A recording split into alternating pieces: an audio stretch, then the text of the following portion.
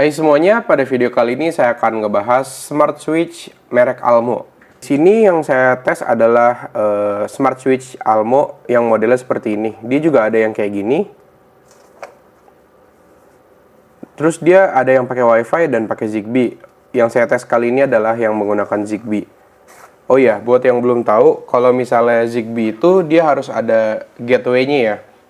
Karena di sini saya nggak punya gateway yang merek Almo, jadi saya pakai gateway saya yang merek Acom ini ya. Sekalian kita tes kira-kira kalau misalnya beda merek dia mau connect apa enggak.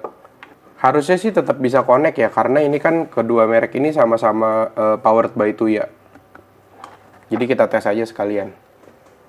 Nah, perbedaan saklar yang ini dengan yang saya review sebelumnya, kalau yang ini katanya nggak usah pakai kabel netral juga udah bisa.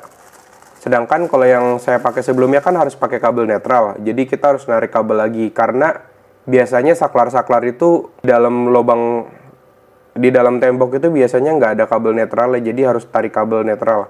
Kalau misalnya pakai yang model seperti ini, nggak usah lagi pakai kabel netral. Meskipun di sini juga tulisannya tetap ada ya, input untuk netral. Tapi di sini ada tulisannya nih, opsional. Nah, ini juga udah tersedia kapasitor, cuman kalau saya baca-baca sih katanya nggak usah pakai kapasitor juga bisa. Jadi kita coba aja sekalian. Terus ini 2 buah skrup dan buku manual. Oh iya, kalau kalian ngikutin di video saya yang tentang saklar Acom, di situ saya ada bilang saya pernah nyobain saklar yang kayak gini juga, yang nggak pakai kabel netral tapi dia suka gangguan, jadi dia kayak error gitu dan dia lampunya mati sendiri. Semoga di yang ini enggak ya, karena ini kan udah yang terbaru. Untuk sebagai pembanding dengan saklar yang sebelumnya, ini merek Acom, desainnya beda ya. Kalau ini kan saklarnya seperti ini. Dari suaranya juga beda. Untuk yang Almo ini juga ada pilihannya mau yang satu saklar, 2 atau 3. Nah, kalau di sini sih saya lihat perbedaannya itu selain tombol yang berbeda, dia lampu indikatornya juga beda ya. Kalau yang ini kan kecil banget. Kemudian materialnya, kalau ini pakai besi, yang ini plastik. Ini plastik semua. Ini besi. Cuman kalau misalnya bautnya, ini dia udah ada yang atas bawah juga ya. Jadi kalau misalnya soket saklar kalian yang lama, posisi bautnya di atas dan di bawah nggak usah dimodifikasi lagi. Kalau misalnya yang ini kan kemarin saya bor jadinya, karena ini nggak ada lubangnya nih di atas sama di bawah. Oke, langsung aja kita coba apakah benar saklar ini bisa digunakan secara normal tanpa menggunakan kabel netral. Di sini juga sekalian saya mau coba untuk nyambungin nanti saklar ini ke sistem home automation yang saya pakai, Home Assistant. Kira-kira bisa kedetek apa enggak ini saklar. Dan dia model Zigbee-nya itu end device atau enggak dia bisa jadi router untuk memperluas jangkauan Zigbee-nya. Kalau menurut saya sih ini bakal jadi end device ya. Tapi kita coba aja. Sekarang kita langsung tes rangkaian saklarnya ya. Kalau ini kan saklar yang biasa nih, kalau di rumah begini. Dari MCB ke saklar, lalu ke lampu. Ini pakai kabel satu doang ya. Kayak biasa.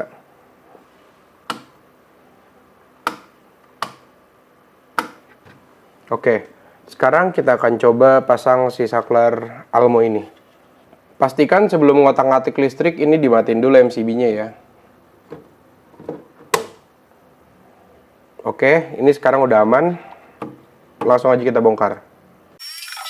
Oke, ini saklar yang lamanya udah saya bongkar. Di sini yang harus dipastikan ini ya. Ini kan kabel yang untuk ke lampu dan ini yang dari MCB. Kabel yang dari MCB ini kalian masukin ke yang L. Sedangkan yang dari lampu ini ke L1, L2 dan L3-nya. Karena di sini cuma satu lampu berarti ini yang L1 doang ya. Ini kan dia nanti harus pakai baut ya. Jadi ini harus dilepas dulu seperti ini. Berikutnya kita pasang ke sininya, ke rumah lampunya. Di sini kalian bisa pakai baut yang dikasih dari paket pembeliannya atau enggak bisa juga pakai baut yang udah ada di sini. Sip, udah kenceng, tinggal kita pasang covernya.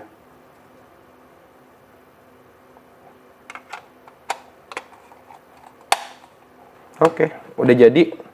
Oke, setelah semuanya udah kepasang seperti ini, sekarang kita bisa nyalain lagi MCB-nya.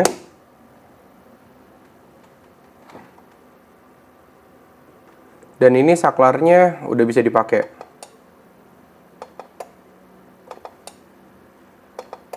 Sekarang kita akan sambungin ke aplikasinya. Di sini saya pertama sambunginnya ke ini ya, ke gateway aja dulu. Baru nanti kita tes ke Home Assistant. Ini tinggal klik Add Sub Device ini. Lalu kita cek nih, dia udah kedip apa belum. Ini bisa kita lihat. Belum kedip ya. Cara ngeresetnya itu kayak gini. Pertama ini kita nyalain dulu saklarnya. Lalu ini kita tekan dan tahan selama kurang lebih 10 detik sampai dia kedip-kedip. 1, 2, 3, 4, 5, 6, 7, 8, 9, 10. 11, 12, 13, 14, 100, 200. Oke, nah ini udah kedip-kedip ya. Setelah dia kedip-kedip, baru ini di aplikasinya kita klik. Dan kita tunggu aja.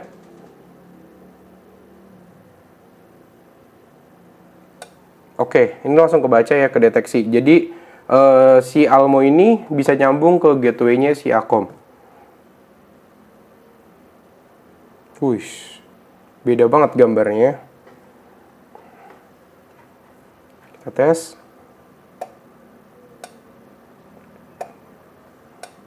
Oke, bisa. Ini kayaknya beda merek, dia mungkin beda-beda gambar ya kalau misalnya. Tapi kalau fitur-fiturnya sih kayaknya sama aja deh sebenarnya. Ya kan, ini untuk jadwal dan bikin countdown. Untuk pengaturan lainnya seperti timer sih sama aja ya, seperti saklar-saklar yang lain. Ini bisa kita tambahin jadwal, mau jam berapa, hari apa aja. Lalu saklarnya ini mau on atau off. Oke, sekarang kita coba sambungin ke Home Assistant. Di sini saya nyambunginnya pakai ini ya, Zigbee to MQTT. Ini kita reset dulu ya. Kayak tadi caranya diklik dan tahan selama kurang lebih 10 detik. Sampai dia nanti lampu indikatornya kedip-kedip.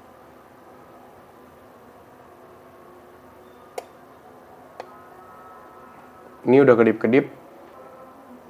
Oke, ini kita permit join, kita lihat ya. Ini kebaca pas interview. Oke, udah sukses ya.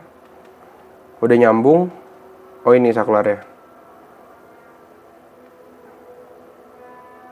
Bisa ya berarti ya nyambung ke si Home Assistant. Coba kita kontrol.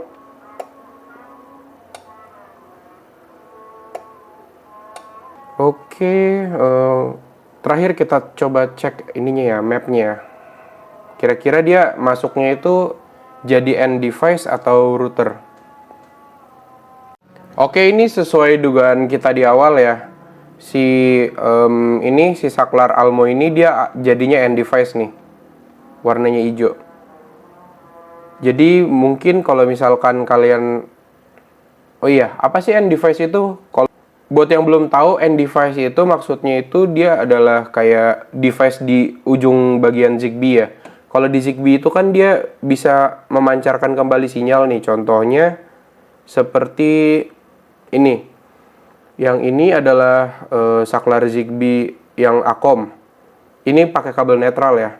Jadi dia tuh kayak gini, dari ini kan pusat Zigbee-nya. Sinyalnya ditangkap sama saklar yang Akom ini, lalu sinyalnya itu dipancarkan kembali ke peralatan-peralatan yang lain.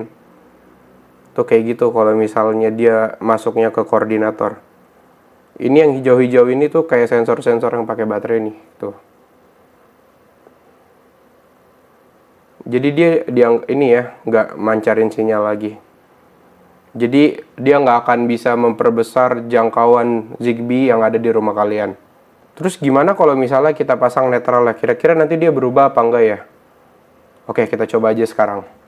Oke, ini udah kepasang kabel netralnya. Sekarang kita coba reset ya. Kita coba join ulang. Oke, ini udah kebaca.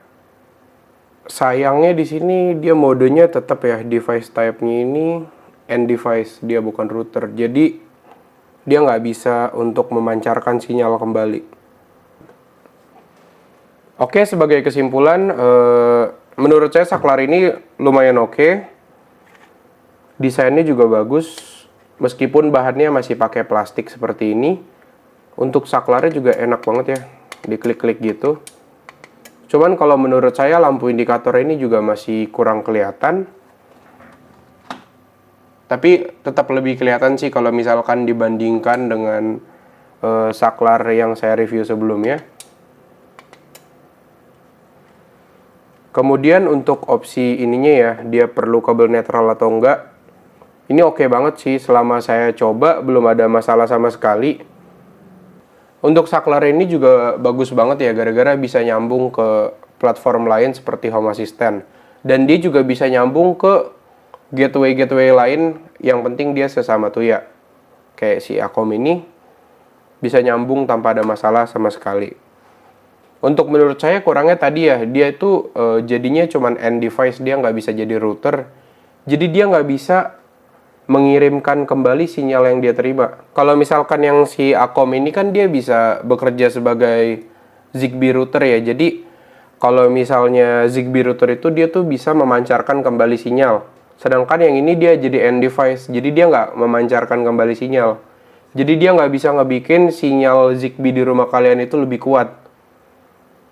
Itu sih satu kekurangan yang fatal kalau menurut saya. Karena biasanya end device itu tuh cuman kayak sensor-sensor seperti sensor pintu, sensor motion sensor. Kalau itu akan jadi end device gara-gara dia kan emang gak nyambung ke listrik. Sedangkan ini kan nyambung ke listrik tapi dia tetap jadi end device. Jadi kalau untuk ngembangin supaya sinyal Zigbee di rumah kalian itu kuat, menurut saya yang ini masih kurang oke ya. Mendingan pakai yang Acom ini. Kalau untuk fitur-fiturnya sih sama aja di antara kedua saklar ini. Seperti countdown dan timer, schedule kayak gitu-gitu sih sama aja. Seperti biasa, link produknya ada di kolom deskripsi di bawah. Silahkan dicek aja kalau kalian mau. Kalau kalian pengen lihat review saklar yang Acom ini juga ada linknya di bawah. Terima kasih sudah menonton, sampai jumpa di video saya berikutnya.